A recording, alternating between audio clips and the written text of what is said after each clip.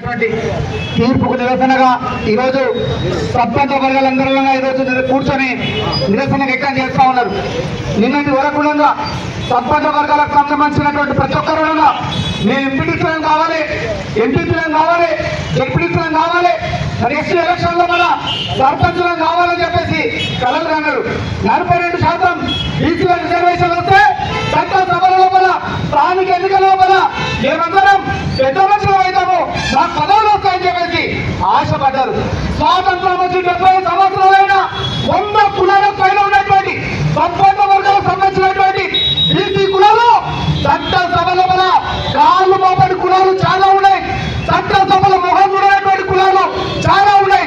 కానీ ఈరోజు 42% రిజర్వేషన్ వల్ల బీసీలకు అధికారం వస్తే, రాజ్యాధికారం వస్తే వాళ్ళకు ఆర్థిక స్వావలంబన లభిస్తుంది, వాళ్ళకు సమానత్వం వస్తుంది, వాళ్ళు ఉన్నతమైనటువంటి స్థానానికి చేరుకుంటారు. కానీ ఈరోజు పాలకులు ఎవరైతే ఉన్నారో సరైనటువంటి నిర్ణయాలు తీసుకోకపోవడం వల్ల సర్పంచ వర్గాలని అలసి వేయడం వల్ల మరింత దిగజారిపోతున్నటువంటి పరిస్థితులు మనకు కనిపిస్తా ఉన్నాయి.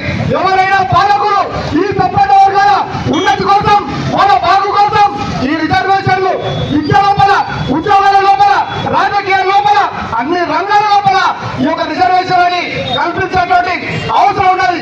ఇప్పటికైనా పాలకులు మరి ఏదైతే హైకోర్టు తీర్పు ఇచ్చిందో ఆ హైకోర్టు తీర్పుకు మరి ప్రతిగా మీ అందరూ ఇంతకుముందు తమ్ముడు రాజుగారు చెప్పినట్టుగా సుప్రీంకోర్టు లోపల బలమైనటువంటి వాదనని వినిపించాల్సినటువంటి అవసరం ఉన్నది.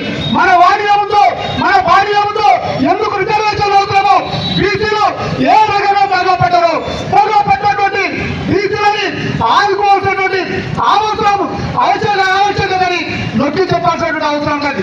ఆ రకంగా 42% రిజర్వేషన్లు సాధించేంత వరకు, బీసీలకు హక్కులు కలిగేంత వరకు, బీసీలు ఉన్నత స్థితికి చేరుకునేంత వరకు, బీసీలు రాజకీయంగా బలపడేంత వరకు అందరం కలిసికట్టుగా పోరాటం చేద్దాం, అడుగు ముందుకు చేద్దాం, మన హక్కులని సాధించుకున్నామని తెలియజేస్తూ